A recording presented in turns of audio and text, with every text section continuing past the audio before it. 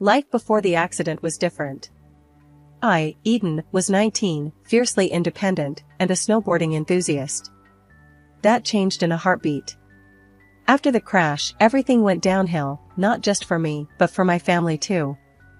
My mom, Sarah, she's a saint, always there, always caring. But Dad, well, he's a piece of work. Self-centered doesn't even begin to cover it. It was just another ordinary evening at home, me in my wheelchair by the window, Mom reading in her chair, and Dad. Dad was late, as usual.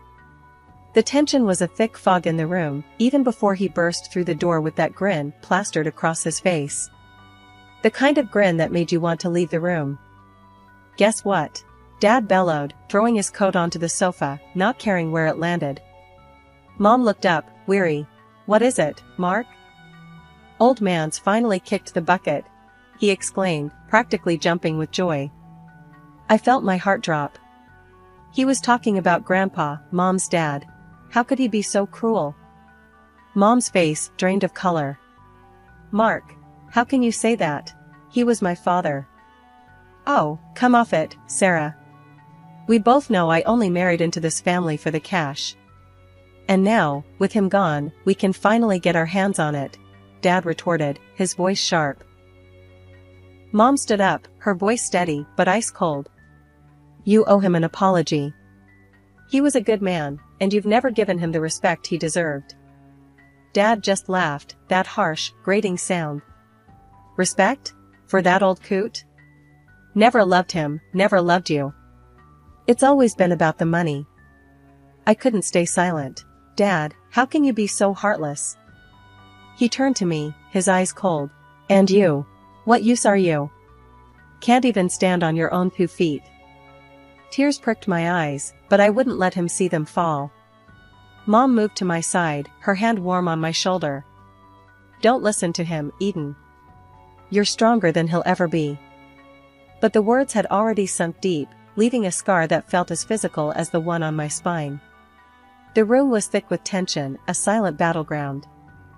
Dad's phone rang, and he answered with a laugh, turning his back on us.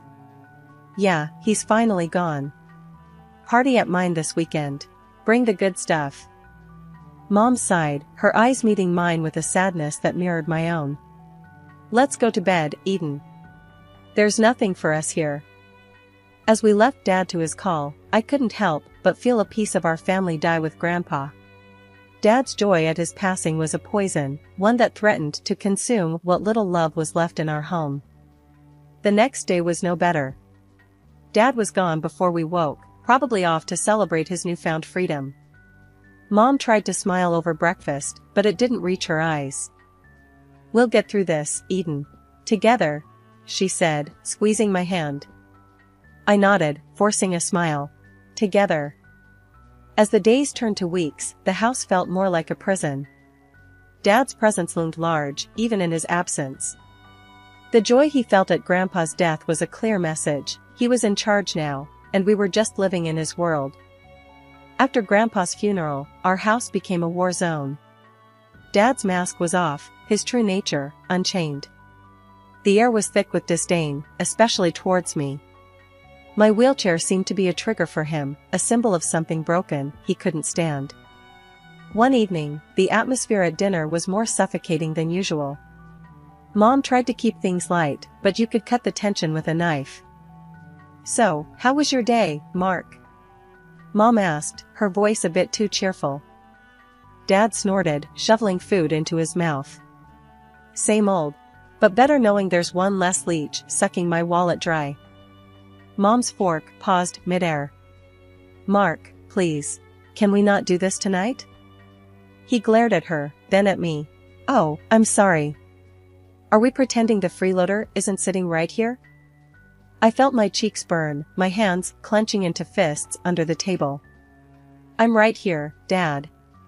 You don't need to talk about me like I'm not. He laughed, a sound that made my skin crawl. Oh, now the cripple speaks up. What are you gonna do, huh? Race me? Mom stood up, her chair scraping back. Mark, that's enough. He just raised an eyebrow, challenging her. Or what? You'll leave me? Please. We both know you'll be lost without me." The words stung, not because they were true, but because they were meant to hurt. Mom sat down, defeated. Dinner continued in silence, each bite tasting like ash. A few days later, Lisa, the new nurse, arrived. From the get-go, I knew something was off. Her smile was too tight, her eyes cold. "Nice to meet you, Eden," she said, her voice dripping with something I couldn't place. Was it disdain? Pity? "Yeah, sure," I replied, not in the mood for pleasantries. As the days passed, her accidents became more frequent. A cup of tea slipped from her hands, drenching my lap. "Oh, my bad," she'd say, her apology as fake as her smile. One afternoon, I was trying to navigate through the living room, and she was supposedly helping. "Oops," she exclaimed as my wheelchair suddenly jerked, sending me crashing into a side table. "Lisa, what the hell?" I shouted, pain shooting up my arm. "Oh, sweetie, I'm so sorry." "It was an accident," she cooed, but her eyes told a different story. Mom walked in at that moment, her face clouded with worry. "What happened?" "Lisa happened," I said, my voice tight with anger. Mom turned to Lisa, her gaze stern. "This needs to stop. Now." Lisa put on her best innocent face. "I really didn't mean to, Sarah. It was an accident." But the incidents didn't stop. If anything, they got more brazen. Lisa driving my wheelchair too close to the edge of the stairs, forgetting to lock the wheels when she left me in a room. I told Mom about each one, and each time, she confronted Lisa. But Dad, he wouldn't hear of it. One evening, I overheard them arguing about it. "She's a hazard, Mark. She's hurting our daughter," Mom was saying, her voice laced with desperation. Dad's laugh echoed through the house. "Oh, please. Eden's just jealous, because Lisa can walk and she can't. The girl's doing her job, and she's staying." I felt a lump form in my throat. His words were like a slap in the face. I was at a loss, trapped in a toxic home where my disability was seen as a burden, and my safety was a joke. Weeks turned into a never-ending cycle of silent suffering and whispered secrets in our house. Lisa, the nurse, continued her reign of thinly veiled cruelty towards me, all while Dad turned a blind eye. I couldn't fathom why Dad allowed her to stay, her presence like a constant shadow darkening our already troubled home. That was until I caught them, Dad and Lisa, in an embrace that left no room for doubt. They were kissing in the living room, so wrapped up in each other, they didn't notice me. My heart stopped. It wasn't just the proximity, it was the intimacy of it, the shared secrecy. I reversed my wheelchair, the sound loud in the silence. Lisa spotted me first, her eyes widening in panic. Dad turned, his expression morphing from surprise to irritation. "What are you looking at?" he snapped. I couldn't find my words. Betrayal choked me, rendering me silent. "Nothing," I finally managed, retreating to my room, their laughter echoing behind me. I had to tell Mom. She deserved to know, even if it shattered her world as it did mine. When I did, her reaction was calmer than I expected, a quiet storm brewing behind her eyes. "This will come back to haunt him," she said, her voice low, but determined. I wasn't sure what she meant then, but I soon noticed the visits from a man who looked like he had seen his fair share of the world, his demeanor screaming former cop. He and Mom would spend hours locked away in her office, talking in hushed tones.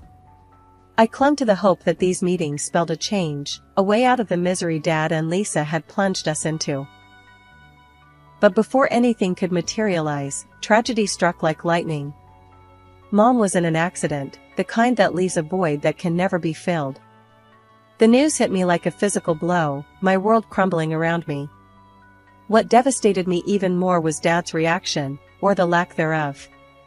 At Mom's funeral, he was almost jubilant, whispering and laughing with Lisa as if they were at a party, instead of mourning the loss of a wife and mother. I couldn't hold back my anger when I saw them together, their glee a stark contrast to the sorrow engulfing me. "How can you be like this? At Mom's funeral?" I hissed at Dad when I got a moment alone with him.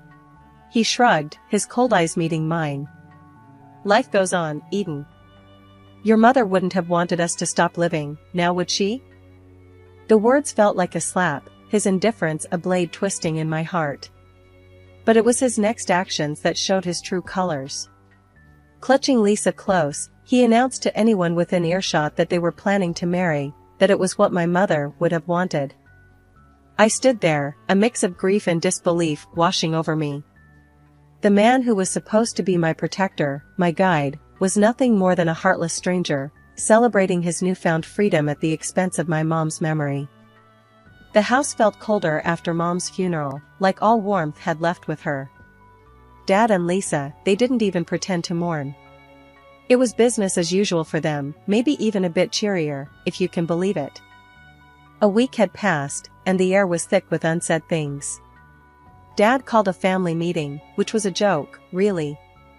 Just me, him, Lisa, and Uncle John and Aunt Marie, who had come down to help with everything. We were all sitting in the living room, the tension palpable. Uncle John looked like he was gearing up for a fight. Aunt Marie's hand on his knee was the only thing keeping him in check. Dad cleared his throat, a smug look on his face.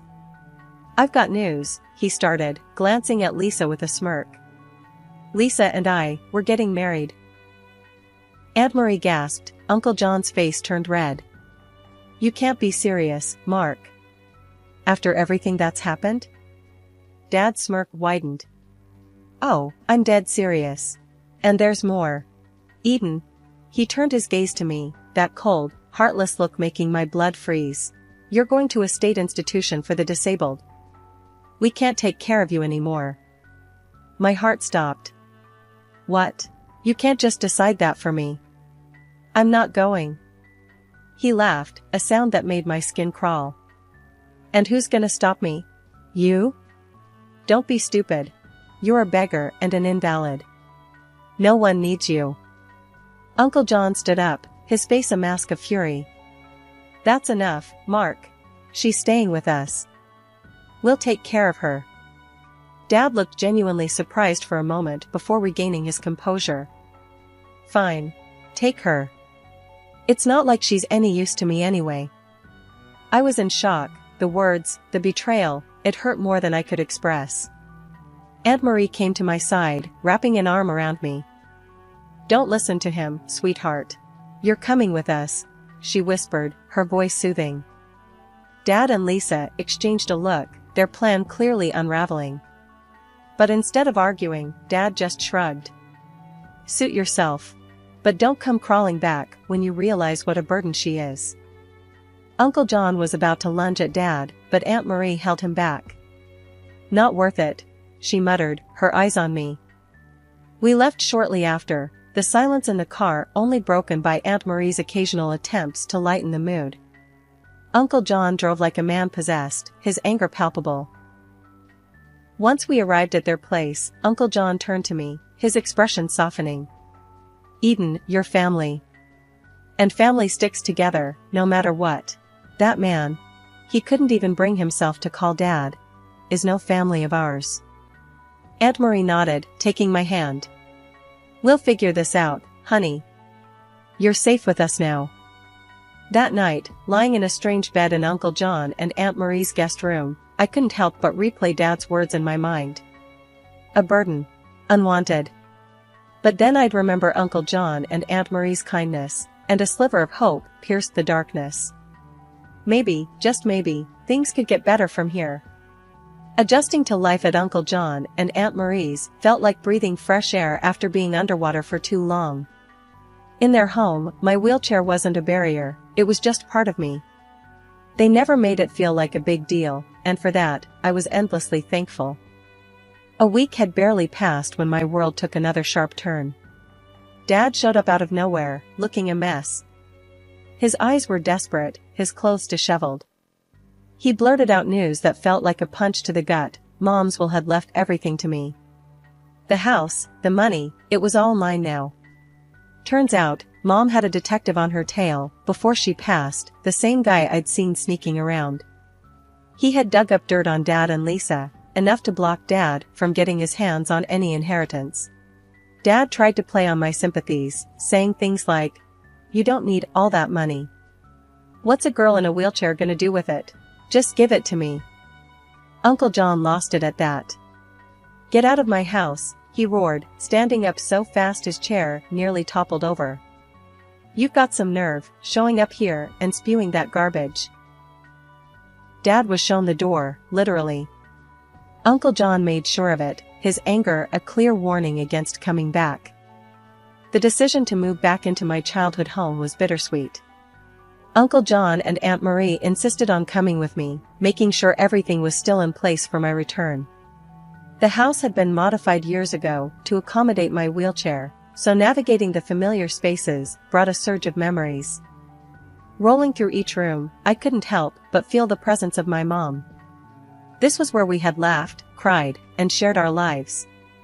Now, with the house officially mine, I felt her absence more keenly than ever. Uncle John broke my reverie.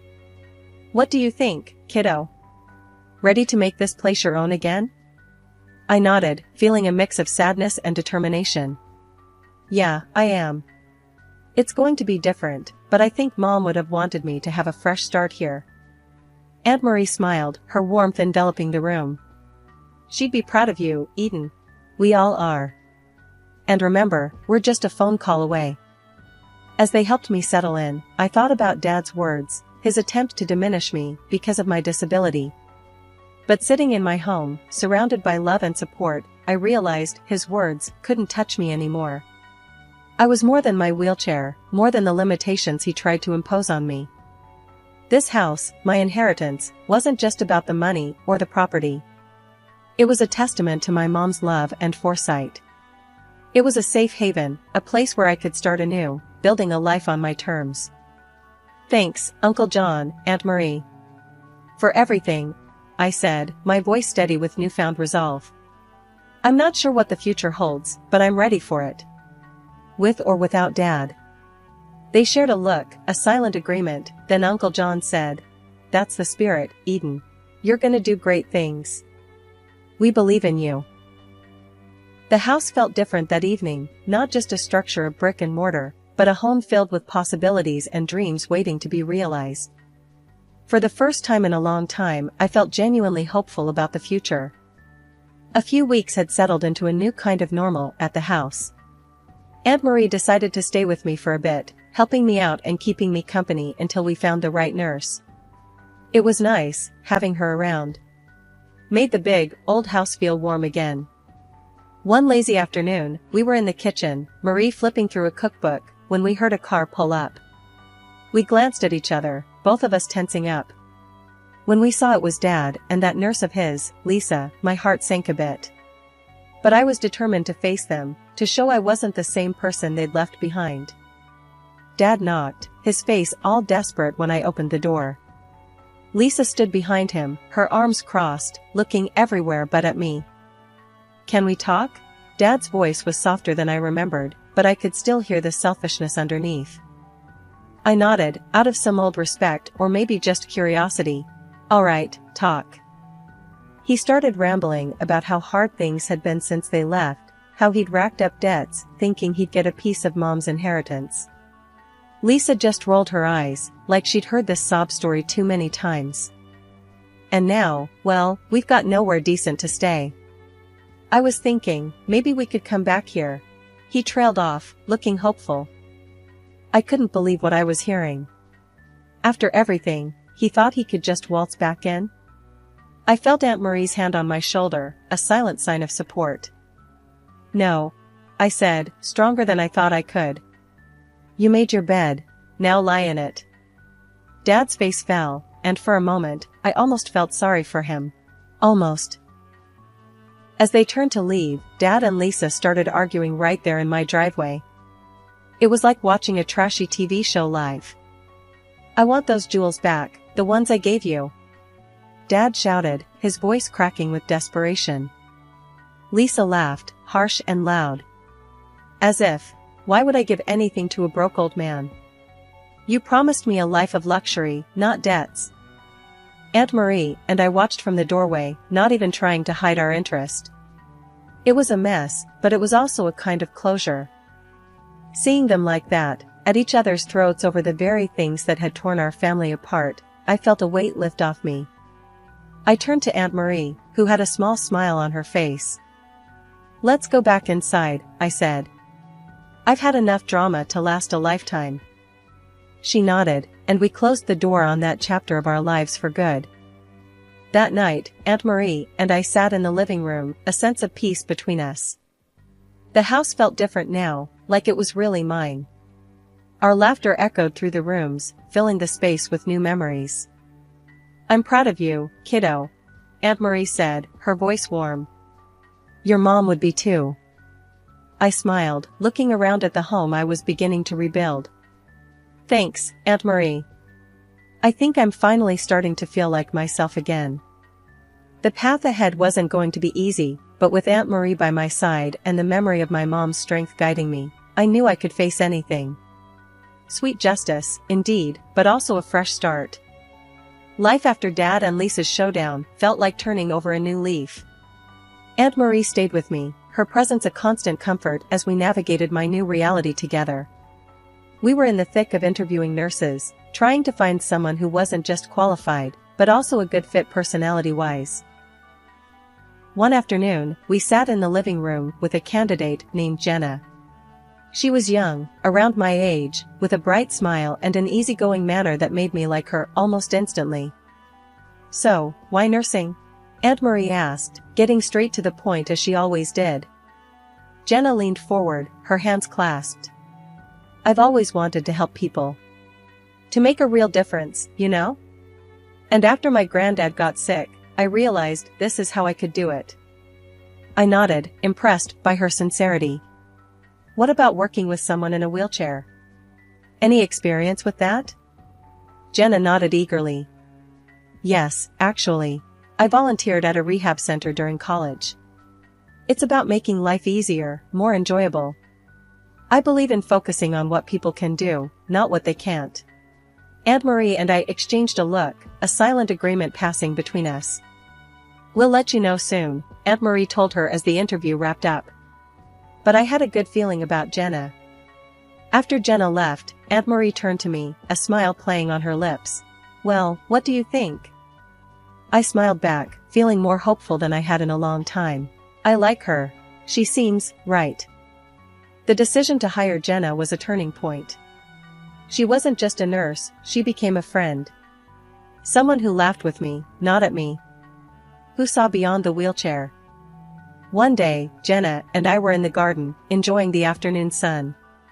I was telling her about my plans for the place, how I wanted to make it more accessible, to maybe even start a small garden of my own. Jenna was all in. "That sounds amazing, Eden. Count me in. I might not have a green thumb, but I'm a quick learner." Aunt Marie watched us from the kitchen window, a satisfied smile on her face. Later, she joined us outside, bringing out a pitcher of lemonade. "To new beginnings," she toasted, raising her glass. Jenna and I echoed the sentiment, our glasses clinking in the golden afternoon light. Months have rolled by since I took back control of my life. I've even started taking online courses to continue my education, not letting my wheelchair define what I can or cannot do. I decided to give a chunk of the inheritance from my mom and grandpa to a foundation that helps folks in wheelchairs get back on their feet, so to speak. It feels good, you know? Making a difference, giving back in a way that feels personal to me. As for Dad, last I heard, he's scraping by, working jobs he once would have turned his nose up at. The high life he once lived, all that charm and polish, it's gone. People barely recognize him now. And it's not like I get a kick out of hearing about his downfall. It's more like it's confirmed something I've come to believe: karma's real. It catches up to everyone eventually, serving up exactly what they deserve. Living with this mindset, I've found a kind of peace. I'm focusing on my studies, my recovery, and working on making my home, and maybe even the world, a bit better for people like me. Jenna and I, we talk a lot about the future, about plans and dreams. It's funny, not too long ago, I couldn't picture a future worth looking forward to. We're doing good, aren't we, Jenna? I asked her one evening as we sat in my newly accessible garden, a project we tackled together. "Better than good, Eden. You're smashing it," she replied with that cheeky grin of hers. It's moments like these that remind me how far I've come. From feeling trapped in a life I didn't want, to building one that feels right. My journey's had its share of ups and downs, but here I am, moving forward, wheelchair and all.